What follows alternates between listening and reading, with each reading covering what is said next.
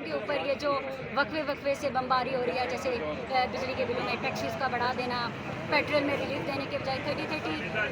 आप कह सकते हैं कि 30 रुपीज़ बढ़ा देना, और वो सारी मीडिया जो आज खामोश हैं इस पर बात क्यों नहीं करती? मेरे हिसाब से आप सारे सकते में गए हैं, जब आपको होश आएगा डकरोगे आप लोग की बात करेंगे। अवाम क्यों नहीं निकल रही है इस निगरान हुकूमत के? देखिए अवाम कैसे निकले, आप एक दफ़ा कह दें कि पीटीआई को क्रैश डाउन नहीं किया जाएगा, पीटीआई के ऊपर ये जो आप मैसेज क्रैक डाउन कर रहे हैं, आप पहले कहें तो